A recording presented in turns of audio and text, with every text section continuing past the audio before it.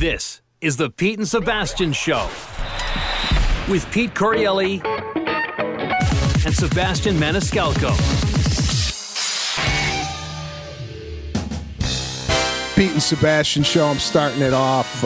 We are coming off a holiday season. We had Christmas and New Year's, obviously. There was a week in there that we did not do the cast. I saw some stuff on social media. I'm off social media technically, but I hopped on just to kind of see what was going on and what people were saying. We are sorry we didn't do the cast last week, but I don't want to start the cast off with. I mean, there's not really there's not really too many things you could do to skirt around what has happened, but yeah, Pete, I'm gonna get emotional. Pete lost his dad to COVID. My father passed away. Pete's dad passed away. What was it, Pete? New Year's Eve, Christmas Eve? New Year's Eve. And my grandfather passed away on Christmas, so they're really tightening up the holiday season for years to come. Listen, Pete, you didn't even tell me your grandfather died. I looked at my brother. I said, one of us is going on Thanksgiving, and the other one's dying on Easter. Listen, folks. God. This is real. I didn't want to cry on here, and we've been with you guys a long time, and in a lot of ways, coming on here and sharing this with you guys it's like sharing it with a family member, man. And this is not easy, but I feel like to ignore it or not bring it up would just like be disrespectful to my dad, and it was horrible, and I can't even. My heart bleeds for everyone dealing with this stuff, and I want to go on record saying, despite the stuff we say on this cast, my parents were so careful, masked up, cleaned, barely went out, all that stuff that you're supposed to do. So it's none of that, you know. And my mom had it, and they both got it. And early in December, like December 11th, I think, my dad went into the hospital first, and then my mom went in a couple days later because he's like, you got to get your mother to come in here. And my mom was, as I said to Sebastian, she's at home, total Irish woman, trying to sweat out the Wuhan special. Yeah. And listen, man, I've been crying, folks, for 30 days. I've been crying, and I've been praying, and been doing all that.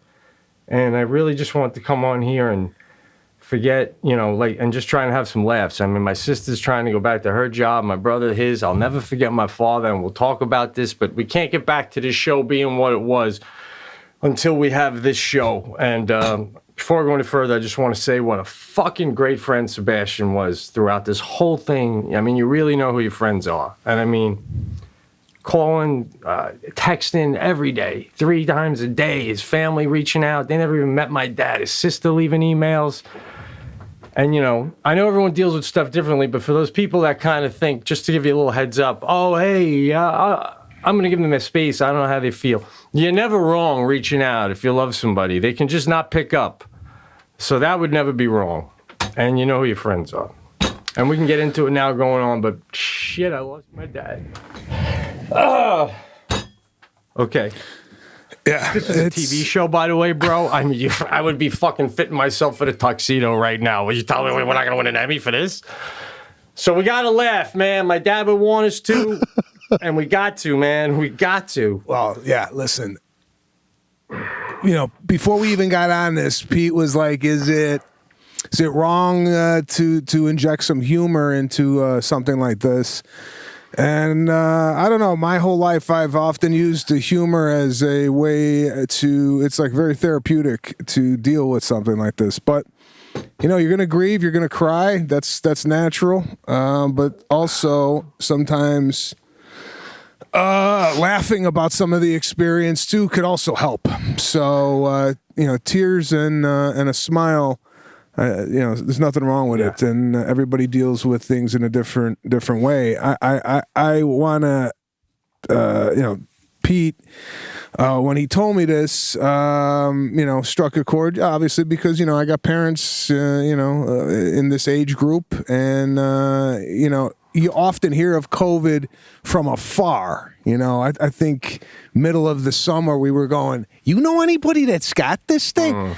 And it was like, it just seemed like the odds were in our favor if we just, did our masks and did our distancing. But then remember when you in March, it was like Tom Hanks and a guy named Bill, right?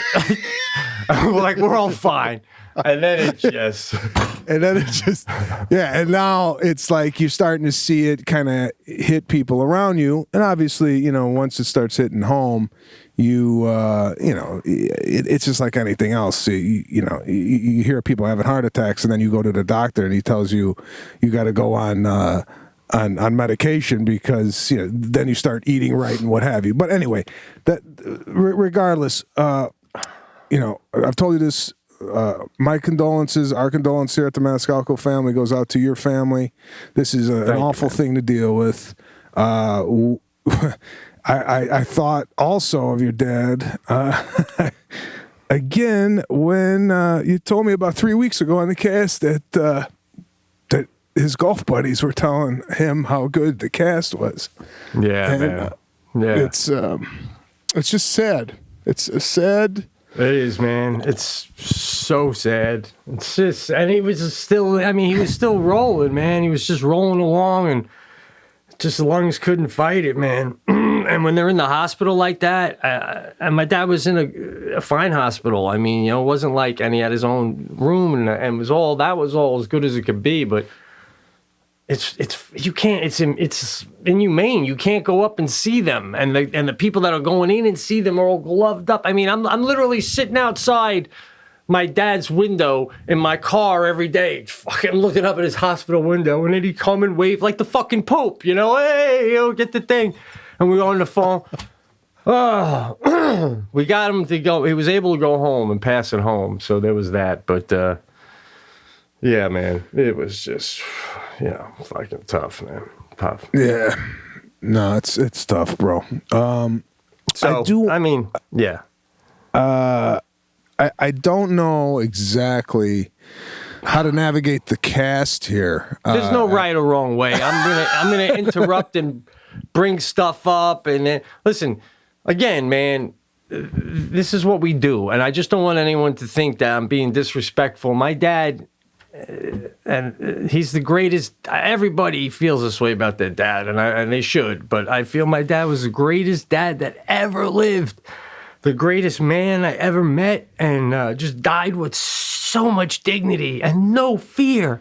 I mean, no fear. Just like he tells me a story, right? When my dad first went into the hospital, and he 2 days later he calls me and he's like, "You got to call me. I got a funny story I got to tell you." That's what he says, right? So I call him up. I'm like, "Hey, Dad, what's going on?" Obviously, we've been talking to him nonstop anyway, but and he goes. So I didn't tell the family. I didn't want to upset them. But, like my dad had a quadruple bypass years ago, so. And he goes, at one point, I'm in the after they started giving me the medication and stuff, he goes, my heart started pounding, really pumping, afibbing, as they call it. Yeah. And a nurse came in, because that's the only one who was around. And he goes, she was really nervous and she didn't know what to do. So she did this thing where they put a bag on you and it made it, the way you breathe. So my father's like, and that made my heart stop beating so fast, And he goes, but then 2 minutes later, it started beating really fast again. And she's paging the cardiologist, but these COVID hospitals, everywhere now in the whole world, these doctors are like, that's a whole nother thing, man. I don't want to let my emotions get ahead of me with all that. But, they're all over the place. And, so they couldn't get a hold of the doctor. And my father goes, then you see them come in. He goes, and you hear, first he says, I heard the machine beeping, and I see them talking about me, and that's when it all went down. He goes, but then I see them come in with the gurney, with the things to fib you, hit your chest. And he goes, and I see them talking out there with that. And he goes, so I figure this is it, man. The heart's not stopping. So he goes, I text your sister, and let her know, reminded her where the safe was with all the papers and all the paperwork, right? And I'm like, oh my God, Dad, on your deathbed, you're tightening your shit up. And then I tell my sister that story, and she goes, oh my God. And I go, what? She goes, I literally got a text from Dad at 3 p.m. saying, just to remind you, this is where the dad. I go, yeah, he was having a heart attack when he sent you that text. Oh my God. I mean, you had said something in kind of passing, but you're like, oh, I'll save it for the cast. Can you tell me the Rocky story? There's something about Rocky and your dad. Yeah. Or I mean, this is the kind of stuff. I mean, you want to talk about touching, man. So when my mom went in, she went into the hospital too. And like, you know, this is the thing, you know, like my mom was in 11 days and she got out and she's on oxygen. My mom was already on oxygen, right? So when you have my dad struggling and like, you know, the family's kind of going, is this as great of a hospital as we think it is? I go, well, you got to figure this, you know, maybe there's not, because you look at this hospital and you go, oh, so-and-so of this age got out at that hospital. You know, is this one the best hospital to be in? I go, I got to think these other hospitals are looking at this hospital going, that lady got out on oxygen. I mean, that's insane, you know? My mom's just tough. And it just maybe, you know, it affects everybody different, as we all know, man, because, you know, the congressman who was 40-something went down.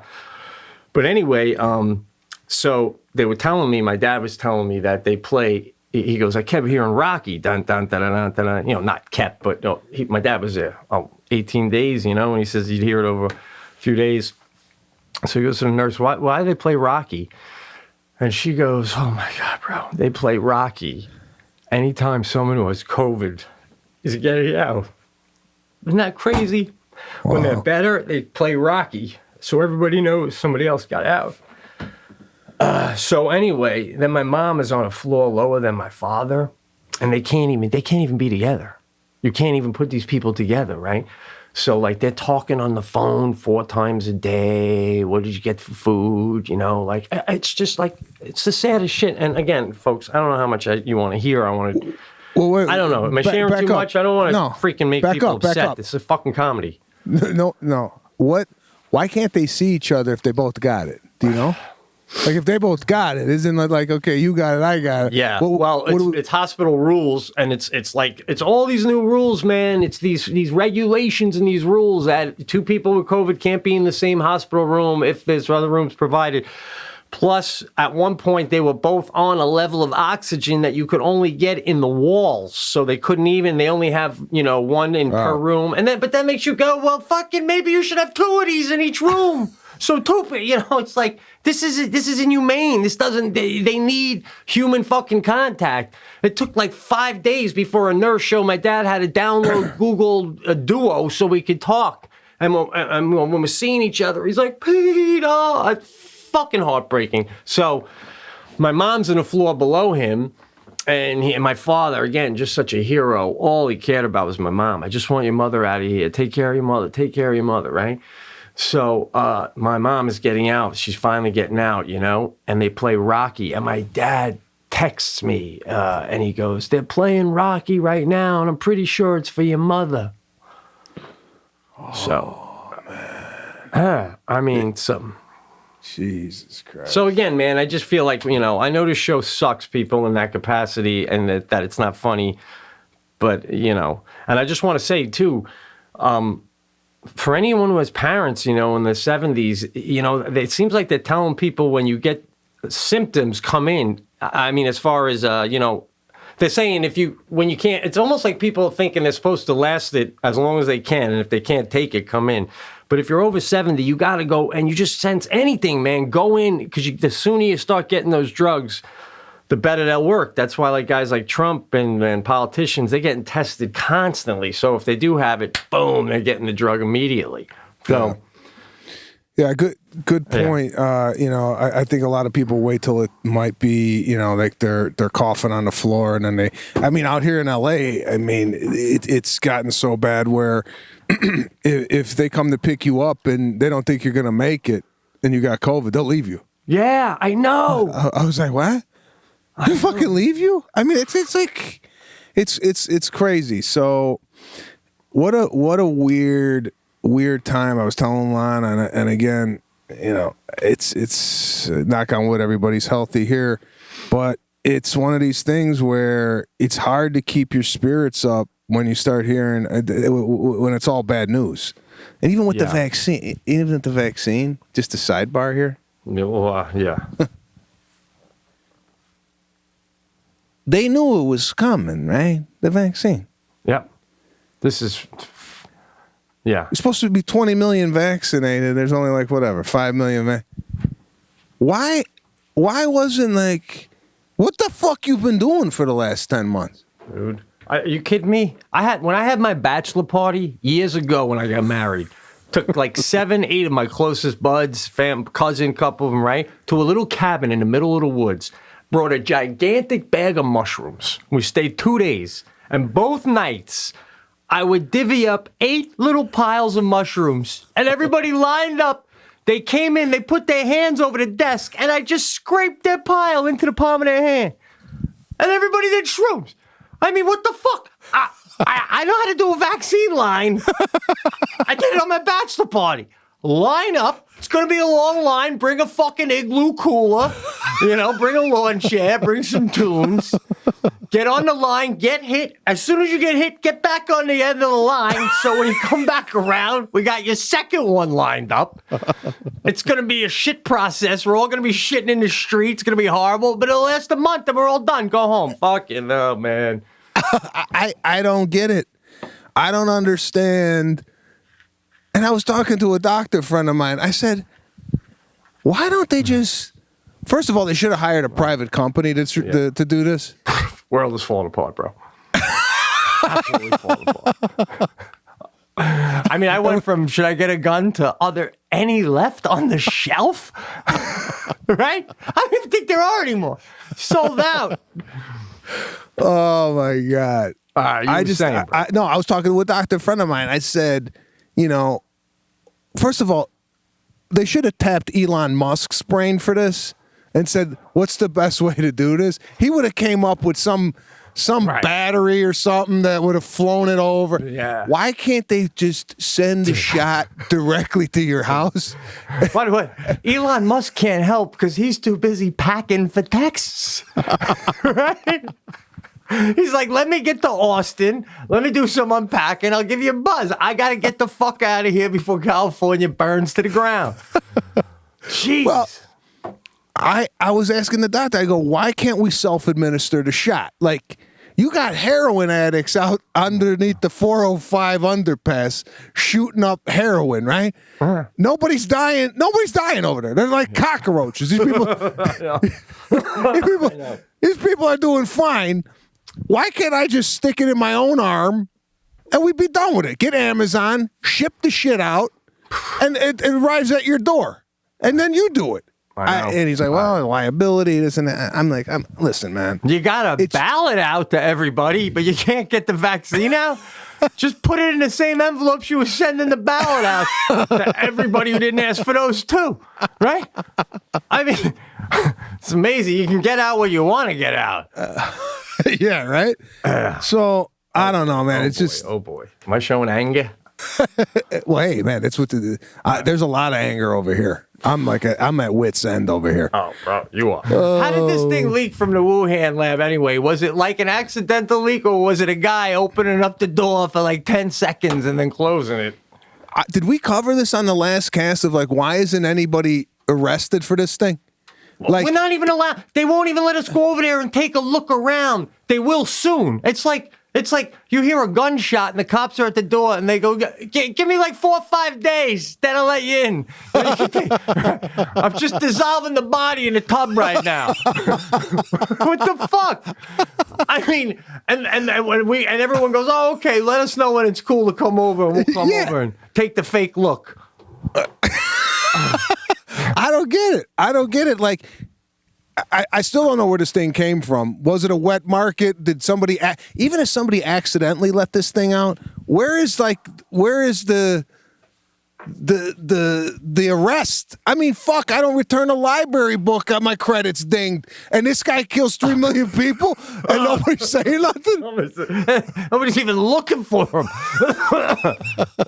I would at this point go, listen, absolute immunity or amnesty, whatever the hell you call it, to whoever started this. You have 100%. We promise not to do anything to you to, like, punishable.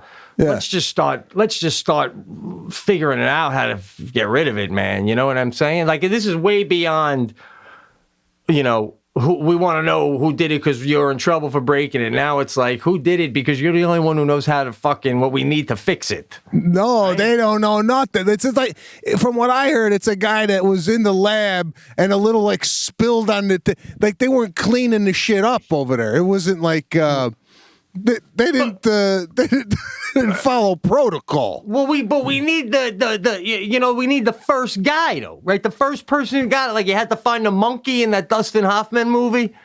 Or the first guy that got it. Yeah, we need that guy. I mean, is that guy back at work? And everyone's like, shh, don't tell anyone it's Chen. He's a sushi chef down in I mean, fucking, we need Chen.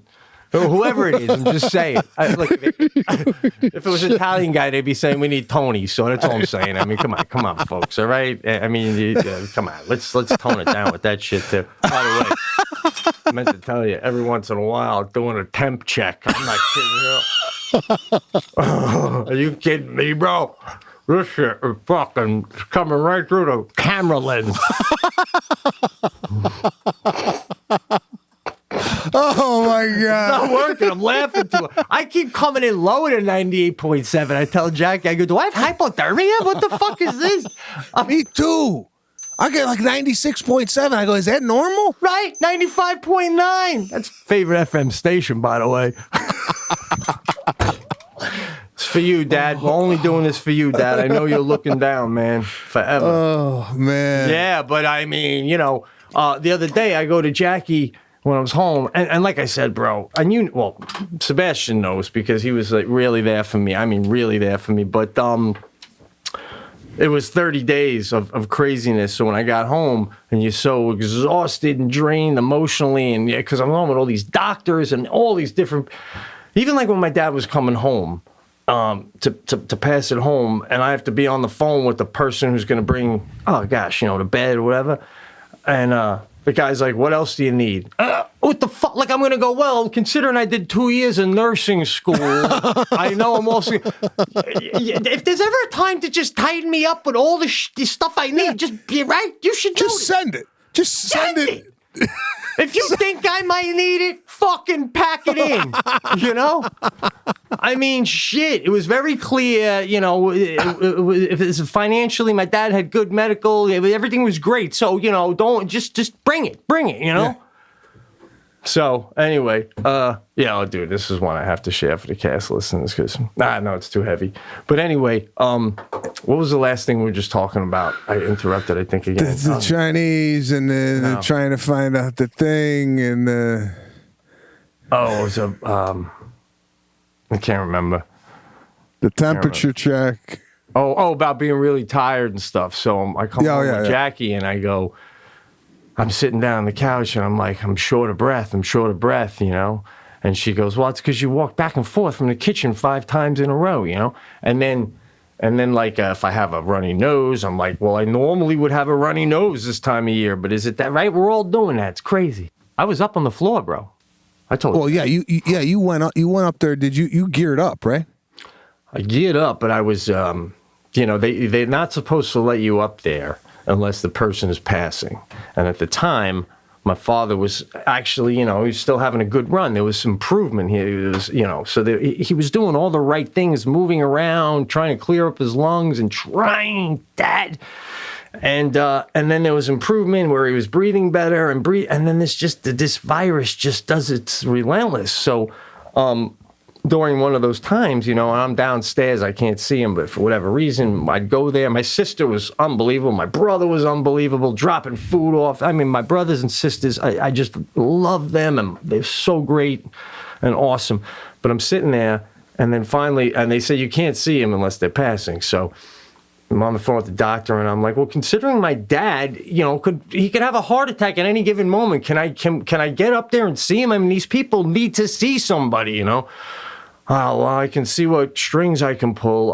Where are you now? Like, time-wise? I go, where am I now? I go, I'm sitting in the Subaru looking at my dad's window in the parking lot like I have been all morning, and I'll be doing all afternoon. Oh, okay. I didn't know. Like, what do you think? This is my dad. Where the fuck do you think I am? On a canoe in Delaware River? Fishing? The fuck? This called love, guy. Get a fucking clue. So, then he goes, I'll call you back in 5 minutes. And he calls me back. And to their benefit, he's like, I'm going to get you up. You can come up. Come on in. Right? So now you go from, this guy, me, being like, let me up, to now they're like, come on up. And I'm like, oh, shit. So I go, I'm on the phone. I go, all I got is a little blue mask. And he's like, just come up and I'll meet you on the third floor. The third floor is a COVID floor, So I'm like, I want to be like, well, when I open it up, is it like a tent that you go in there before you go in? So then I go into the hospital, and there's nobody in the hospital, obviously. No one's hanging out or anything. So I go up to the guy who's always at the desk, and I'm like, they said I can go up and see my dad on the third floor. And he's like, okay, just sign here. And I go, this is all I go up with?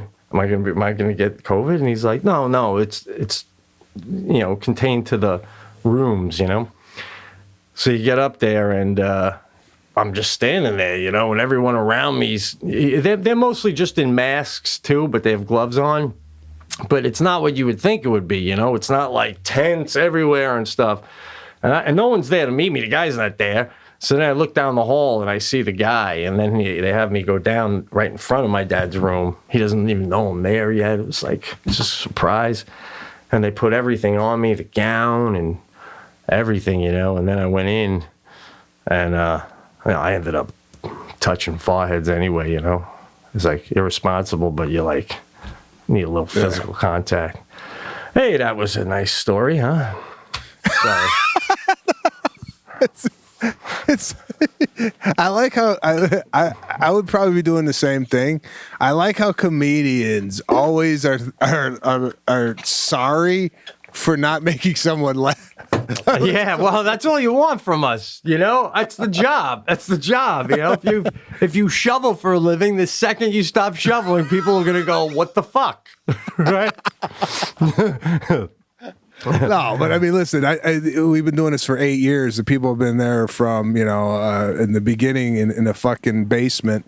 And, it's okay to share moments like this, even though they might be emotional or not as humorous as we normally are. It's fine. It's, because, hey, you know what? Somebody could be going through the same thing you're going through. They lost a loved one throughout this. And it's nice to hear that somebody else is speaking to it, and you might help someone who's going through a tough time. So that's a really good point, man.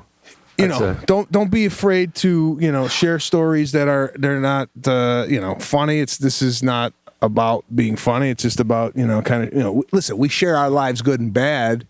And there's been 98% good throughout the last 8 years, and sometimes these things happen. So I wouldn't apologize for it. You're right, man. I appreciate those words. And at some point you gotta start to just try and remember the good times and the good memories. Otherwise, you can't be like this all the time. And I just want you people to know, man, the minute we're done, I'll probably cry again. But I just again, I'm worried about people thinking I'm being disrespectful to my dad.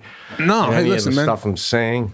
I don't think it's disrespectful. I think you're honoring the man and showing sharing your story and what you went through. I don't see anything to hold your head low about that. At one point, and this is again my experience in this situation. So it's not about my dad, is how I justify saying this one, but I think I was telling you this when I was driving home. But my dad, we were talking because we know he was passing at this point, and I asked his favorite band is Chicago, and me and him was sitting there, and I put on, he wanted to hear a great Chicago song, Old days, good times I remember. It's just a great tune, you know. Driving movie. My dad loved Chicago and loved that tune. And then, you know, and then surprisingly after that, he wanted me to play him Glory Days by Bruce Springsteen. He goes, play the one with the baseball player and they go back in for a beer. You know, so I play that one and he's like, you know, he really enjoys it. And then I remember he liked this tune, What a Fool Believes by the Doobie Brothers. So then I go, da-da-da. I go, Dad, how about this one? And he goes, what's that one? Oh, yeah, Doobie Brothers. And now in my head, I'm like, oh, the man is telling you what he wants to hear, and now you're playing DJ and putting on tunes he didn't even ask for? Like, I feel like my dad's like, did I ask for the fucking Doobie Brothers? I wanted the last song I ever heard to be Chicago and Bruce Springsteen. Now I'm going to get up to heaven. I'm going to be hubbing What a Fool Believes in front of Jesus. And Jesus is going to go, is that your favorite song? Nah, my son was fucking playing on it. Yeah. It would be like... But like, you know, even his last dinner was pasta, you know, it was pasta. It would be like, you know, right at the end of the pasta, just putting a broccoli in his mouth, you know? Like, oh, shit. Oh, man. It's funny, man. So, unbelievable. Yeah. So, yeah, man, it's been one hell of a ride this year. It's been...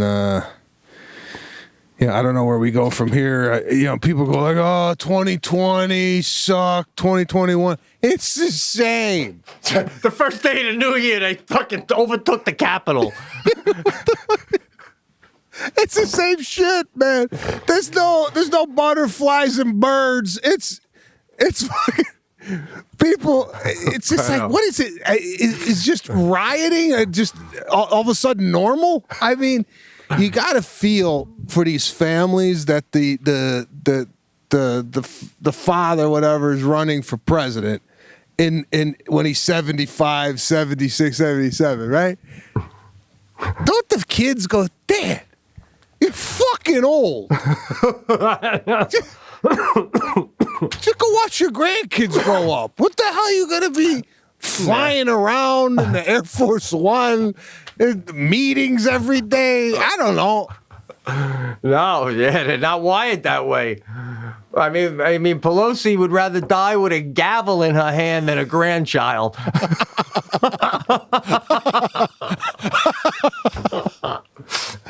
mean, isn't there like a retirement plan in Congress? I mean, just like, let's put an age limit on how old you could be to be in this job. I know. I listen. It's like it's just any other job in the world, from cash register to lawyer or in between. You walk in and they're 80, and you think you're gonna get not good service, right? Any job in the world. That's it. A gardener comes over to cut your trees and he's 80. You're like, holy shit. Even the 80-year-old greeter at Walmart gives a fucking shitty wave. You ever have it when it's someone younger? It's a nice, brisk welcome to Walmart. The 80-year-old, it's like, it's just what it is. You know? Oh, That's man. why they try to make the last years of your life so appealing as retirement, so you wouldn't be enticed. Like, you'd want to beat it and go enjoy that. Like, my dad was the king of his community, golfed every day. Everybody knew Fred. He was the man. He loved his retirement. That's what you do. He wouldn't want to be president. Get it, man. Yeah, I don't know. Every time you turn the news on, it's something, man. It's just, you can't get away from it. I'm just looking for shit to do at this point. I talked about this a few months back. Granted, I've been to North Carolina and Florida during this pandemic, but they were to visit my wife's family. They weren't at like a quote-unquote vacation. Every time I turn around, I know someone that's going to Hawaii, renting a house in Utah, going to the Bahamas, and I'm afraid to go get the mail, bro, out here. Yeah. People got no fear? I know. I don't get it, you know? I mean, I wasn't near my parents. My brother got it, and he got better, but and he wasn't near my parents. They were, none of us were around them, so it's not any Because that would be even worse, if like I had been there and then they got it afterwards, and then you wonder if it was you. So God, yeah. So, and I don't know, man. Some people though, when they get it, and then they think they're good to go, and they're never going to get it again. I don't know. No one. But that's the thing I really learned through all this and being so intensely involved in it is they don't really know much. They really don't, man. I mean, as far that's as that's the underlying fear. Is like if you do, like I got the type of luck. If God forbid I do get it, I'm gonna have to learn to read and write again, right? I mean that's you're like gonna have to what? Learn to read and write again. Shit, guy. That's like we don't know what kind of strain he's got. Right. But Right. now I'm reading God. your fucking hair falls out if you get this thing. You're gonna get this thing. You're gonna get sick.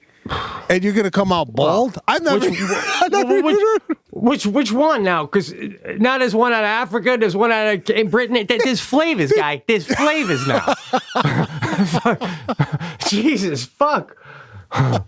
That's the other thing too. After all the tragedy I had been through and stuff, and I mean the whole world, I understand that. I'm just saying my personal one.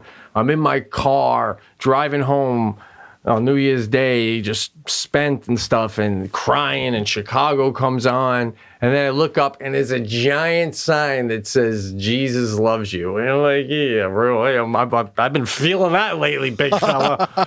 Yeah, keep that love coming. It's spilling out of you. You know what I'm saying? Jeez. Shit. So, but you know how they say, give me, like, I was like, I'm a faith guy. I really am, and I think my dad's upstairs looking down. I just do. I mean, like I was saying, my dad, when we were talking about it, and the nurse, someone came in and said, do you guys believe in God or have faith? And I said to the nurse, listen, me and my dad didn't fall asleep every Sunday for years for an hour in church for no reason at all, right? Even my dad started laughing. So I'm like, of course we do.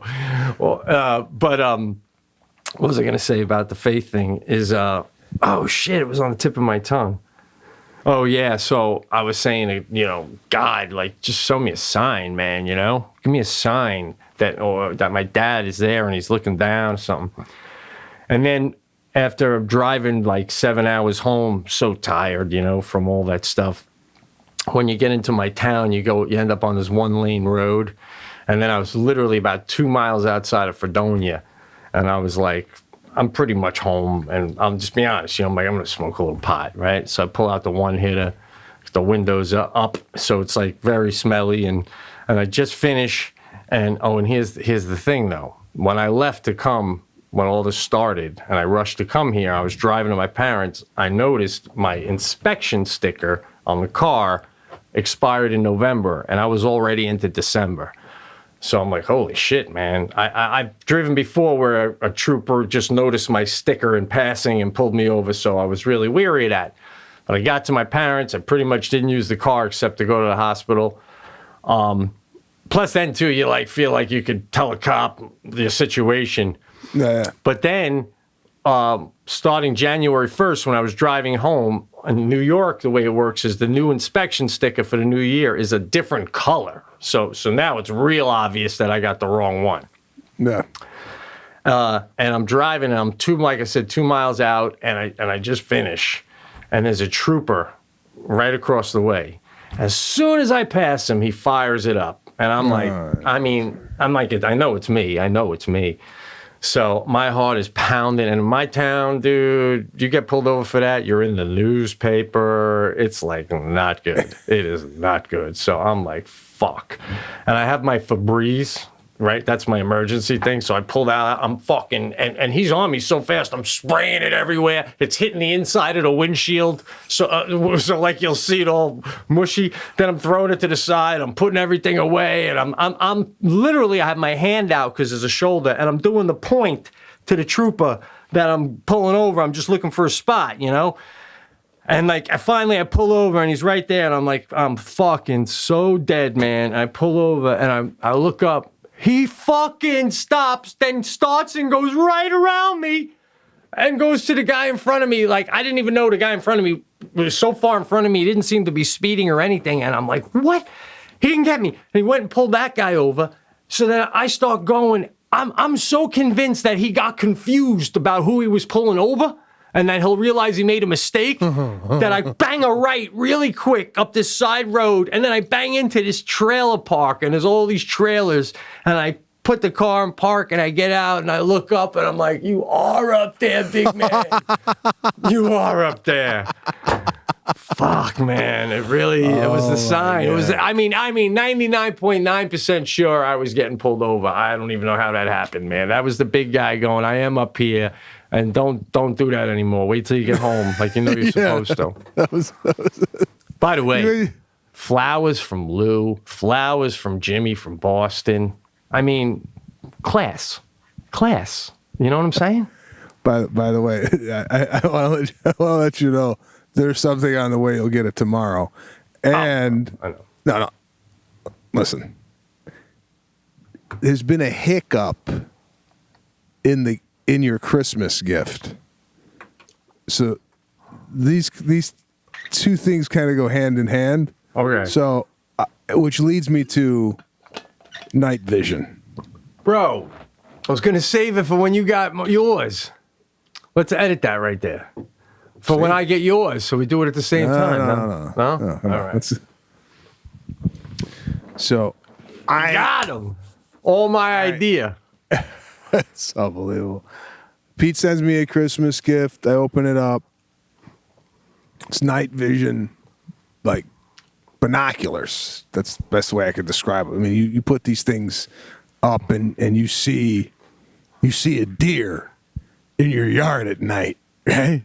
That's why I got them, because in the cast you always say you're hearing things at night. So I thought I like to try and get something from the cast. So I thought that would be funny. By the way, folks, I got them prior to my mom and dad going to the hospital. I don't even think I hopped off the phone with my dad, Googled Christmas gift.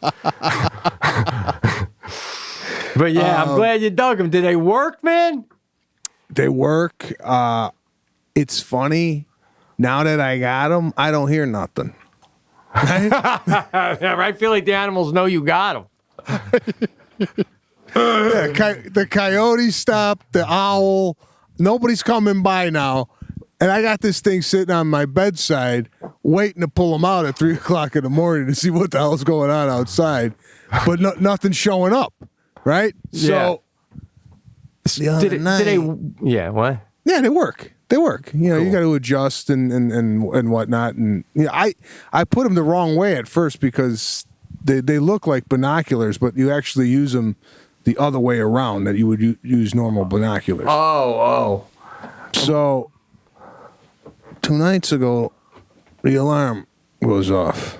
Right? Now, the only reason I hear the alarm is because the phone's ringing in our bedroom because the company's calling us to see what's going on. Yeah. And I don't know if you've ever gotten on the phone with the people while the alarm is going off and they're asking you if everything is okay. No, we don't have that where they call us. Okay, because they call the house. Yeah, I've seen that. Because it's connected to the, they need to know if they need to dispatch the police. Right. So the call happens like instantaneous. The thing goes off and everything okay? And I'm like, I don't know yet. You know, like it's not like the guy broke in my window and he's hovering over my bed. Right. I gotta go take a look around. So yeah. Could you hold the line? Can you walk with me? Yeah. Just stay on the line, and if you hear anything and I lose the phone and you hear a struggle, then you'll know something's wrong. Yeah, then you'll know. I got to do a recon of the house, man. I don't know what got into me, but Lana picks the phone up. I go, oh, it's the alarm. I get out of bed, and I sprint to turn the alarm off. but I didn't even think of any, didn't even think anybody's in the house or anything like that. Just went to turn the alarm off because I didn't want to wake up the kids. Right. I was more fearful of the kids getting up than somebody being in the house.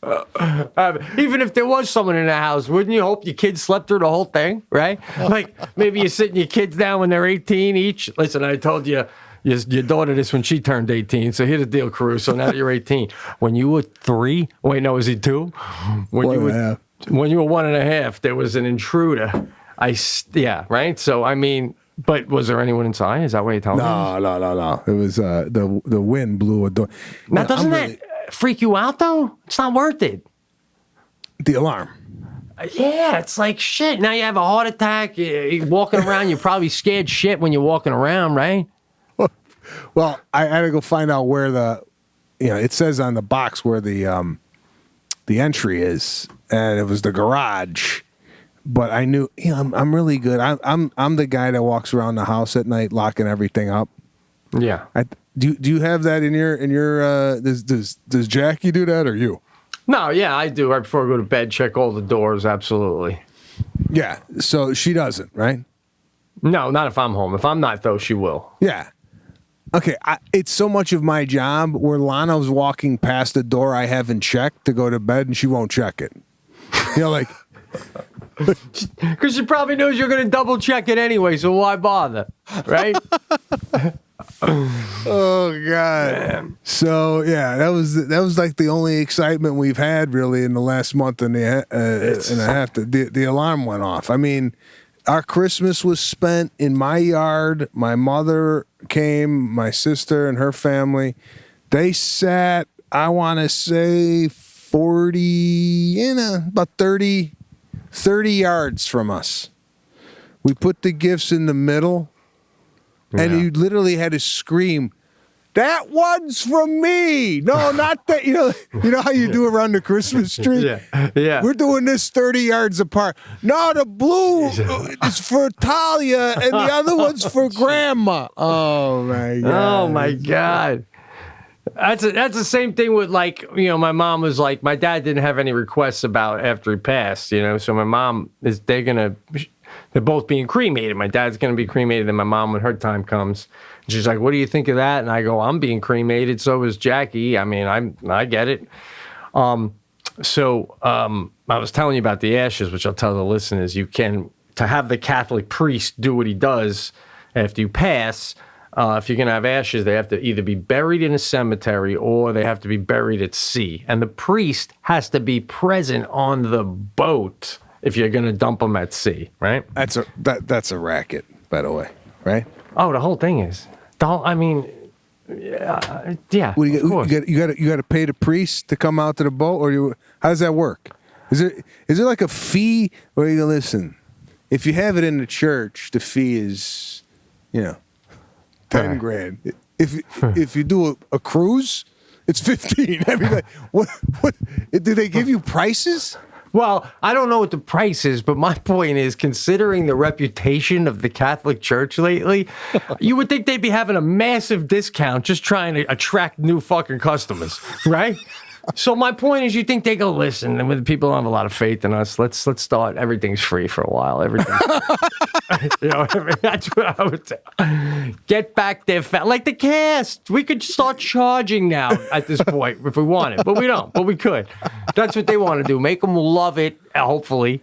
Yeah. So, I don't, and so obviously there is a fee, and it's like, okay, and right? Because as the priest that my father won't be greeted at heaven unless his ashes are buried in your cemetery. Oh, man, really almost kind of makes you start to lose faith with some of the silliness of this. Yeah. But what was I going to say about that? So, don't they give you options on the cremation in regards to, like, my buddy was telling me, that he goes, well, would you like a necklace? And my buddy's like, what? Oh, because your buddy was his mom passed, he said, right? Mom passed away, and they're saying that they could, with your permission, take a fingerprint of your mother's hand, burn the body, and then what they do is they take that fingerprint and they sprinkle the ashes in the fingerprint, and you could wear it. Yeah. on your neck. Fucking. And it's like a racket. It's like the urn on the shelf. Somebody said, you know what? Let's start giving them 6-7 different options and doing an upcharge. Yeah, Right? absolutely. I mean, you want to split them up. They probably have a travel bag. If you if you still want to go with your husband on vacation, right? Or if you want to go with your wife on vacation, geez. But my dad, under these circumstances, my we're talking about having a service, and I'm glad we all decided that. I told my mom and everyone, who's going to come right now? Everyone's frightened. It's a scary time. No one wants to go anywhere, especially most of their friends are their age now, too. So we'll wait until the smoke clears. And this summer at the country club, the main part of where their parents live, we're going to have a big party. And the golf club already said they want to do a dedication. So it's going to be a big celebration for my dad. And I'm thinking when I go, that's what I want. And my dad didn't, he probably would have had a service under regular circumstances. But I'm thinking no matter what, when I go, I want just a big party where everyone remembers me, maybe tell a few stories, and don't even make the party about me. Like, if you're in a conversation that has nothing to do with me, fucking enjoy your conversation. But I'm the reason we all got together, and it's months after I died, so there's no crying. I just want everyone to be happy, remember me happy. That's a good idea. I think it's better if people meet for a celebration rather than a... Well, listen, I think funerals, wakes, what have you, are set up for closure and or grieving. That's a good point, bro. I'll do it the way I want to do it, and then when I pass away 6 months later, everyone's going to be crying and going, oh, Petey, we just wanted to wrap this shit up. Now we're crying over you all over again, right? Yeah. It's 6 months ago, Pete. We moved on. Now I'm looking at a 4x6 photo of you. No, but like the dedication ceremony at the golf course, it seems more like, time has passed. Maybe people more prone to, share stories. They're not as emotional as maybe they would have been right after. But I think some people like the wake or funeral because they see other people. And other people sometimes offer, sympathy and comfort and what have you. So I get it both ways, but I'm leaning more towards your party idea on this, just because, small thing for friends, for family, an intimate thing when you pass, and then and then you blow it out. And you blow it out. Yeah, exactly. And even in your last final joke, you have a little list of if these people show up, don't let them in. They think they were my friend, but they're not. And now they're going to find out. I love that move. Yeah. Well, we've often talked about funerals and wakes, and you go to these things and you take notes and what you want for yours and what have you. Now, is it a good idea to sit down now and just write out, you could update it as the years go on, of something that you would want somebody to read at your funeral, and it's funny. You know what I'm saying? You're speaking to the people, even though you're dead. Yeah. And you're maybe it starts off with, "What's up, guys? I wrote this." I don't know. Is that a weird? I mean, would you have liked to hear your dad's last speech to his family? Yeah. Well, I mean, on a side note, just being able to speak to him at the end, as hard as it was, friends of mine, and I know that have gone through it, have all been like, you'll be glad later on when the healing really starts that you got that moment. But the bigger thing, to your point of having someone read something that you wrote, if there really is a heaven and you're looking down, and if you did that, you could see it, I'd be pissed up in heaven going, I should have did that. I could have had such a beat, But if there is no heaven and I wouldn't know, then, I don't know. I mean, but it would be nice to leave him with one last laugh, right? Yeah, I don't know, man. I don't know either. It depends how I die. What if I write this funny thing and then, I die because, I'm murdered behind the back deli alley, And I'm sitting there, I write something going, don't worry about me.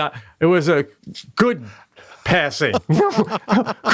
Good passing. It was behind a dumpster with a switchblade. So what the fuck are you talking about, Pete? Obviously, you didn't get a chance to edit that speech. So, there's that to it. But anyway, man, I'm glad we had this. And like I said for like 20 times, man, you really are a great friend, man. You really helped me get through it. I mean, just like you would text and reach out and ask me if I wanted to talk. And you didn't miss a day, and you did it like 2 or 3 times a day. And probably if you didn't do it after a while, I would have been like, do you have COVID? What the fuck, guy? Was my text, Well, I know at 9:30. Well, I appreciate that. I know at 9:30 every morning you would get an update, and it'd be 6:30 here. Yeah. And I'm up at 5:45, 5:30 anyway, so I would go, okay, I wonder, because you were saying at 9:30 you would have to get on the phone and kind of get the prognosis and what's the diagnosis, whatever. Yeah. The doctors had made their rounds and this and that, and so. And just to shed some light on that, I lived that when Serafina was in the hospital. Knock on wood, she wasn't dying, but you don't know what's going on when you're in the hospital and your daughter's having trouble breathing, and they do these rounds, and then they get together as like a group outside the hospital room, and they ask you, would you like to participate and listen to what's going on. And they just do, like, they have, head doctor's got a clipboard and goes, okay, what's going on? Check the pulses at 162 and heart rate and okay, what's going on? She's on the medication, this and that. And what I tend to do when I'm in the hospital or any other doctor, and we might have discussed this on the cast, I'm looking at like nonverbals, I'm looking at like the look of concern on the doctor's face, what I'm saying? And if you don't have to answer this if you don't want to. Does it come a point in COVID where they say to you, he's not going to make it? Or is it, you're going to go home and maybe he's going to get better? I mean, what is there a tipping point there? I mean, there's a combination. Like you kind of run out of options, but there's also like, my father was like, even when he was young and in good health years ago, he made it very clear that, God forbid, however his life ended, he never wanted to be on a ventilator. So that was not an option. So, even when I spoke to him about it now, having everything else kind of functioning okay, there was that outside chance on a ventilator, his lungs, it would have been a miracle beyond miracles. And my father was just not doing that. He's like, I want to die the way I want to pass, and just fucking, I always felt when I passed someday it was going to be crying and da-da-da, but now seeing how my dad did, I'm like, oh, God, you got to teach me one more lesson on the way out? I mean, it's about even though his last day on earth, it was about everybody around him, and not even like, don't be sad, just like to me, it was like, you got to be strong. You got to be strong. And then, you're just hanging out and trying to give him, so just brave. So, but do you even think he knew that going in? Like, do you think he knew he was going to be this kind of pillar of the family, this rock, even in death? Or do you think he just realizes what's going on and reacts in kind? I mean, like, I think, yeah, go ahead.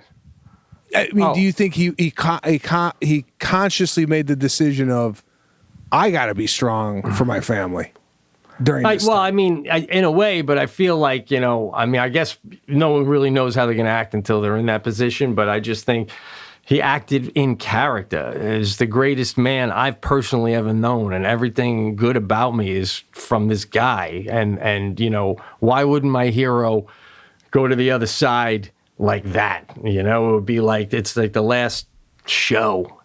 Yeah. So, and I just think, I don't think I wouldn't be surprised if he's up with God right now going, oh, I thought I was going to kind of lose it down there. I'm surprised I didn't myself, but never, not once, just so, So, but yeah, so you kind of just, it depends on everybody. So he didn't want to do that ventilator, and you run out of options, and they say we can try this again. But if you're a coherent patient, you know, you just hear all your options and you make your own choices, and it's just tough thing, man. A horrible, horrible thing for anyone to go through. And I pray to God that everybody starts getting better immediately and this thing stops, obviously.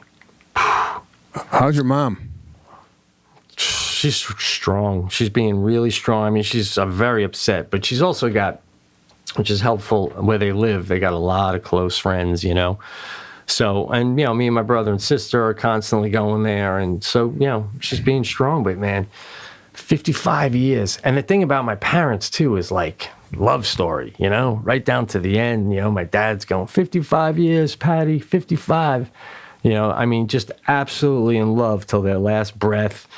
Right, high school sweethearts, but they went to separate colleges and did that whole thing. And even like when they went to separate colleges, they said, if this is going to work, we have to go away, date other people. And when we come home after 4 years, you know, we'll see each other when we come home, obviously. But after 4 years, if we still want to be together. So they dated other people to the point where my mom, a guy she dated from Horsehead, New York, had asked her to marry him. She just loved him. You know, my mother's like, what are you kidding me? I'm just I'm dating in college. I love this man back home. So ever since that, through the years, whenever we'd be on a road trip, and the guy, of course, you know, as a man, you keep tabs. The guy ended up being a shoe salesman back in Horsehead, New York. So whenever we would drive on a road trip and we'd go past Horsehead, my old man would always go, you could have been living in Horsehead to a dad that's a shoe guy. He's a shoe guy. You'd be getting free shoes living in Horsehead. And my mother would go, oh, stop it, Fred. And he's like, hey, you got lucky, Patty, baby. You got lucky. So rest in peace, man. And, you know, I'll never forget all the good times, and that's what you got to hold on to. So anyway, as far as all this goes, you know, let's have a great new year with the listeners. Let's have some good uplifting news. And, you know, I'll always talk about my dad through the years, but we just had to have. Yeah, we had to have the show. And, you know, yeah, thanks for sharing. I know that was not a comfortable thing to do, but like you said, I think we had to kind of clear the air and, you know, put it out there, and hopefully it was healing, and it was helpful. Yeah, man. Yeah, and we'll be talking more about them as the year progresses, and we have a new year upon us, 2021.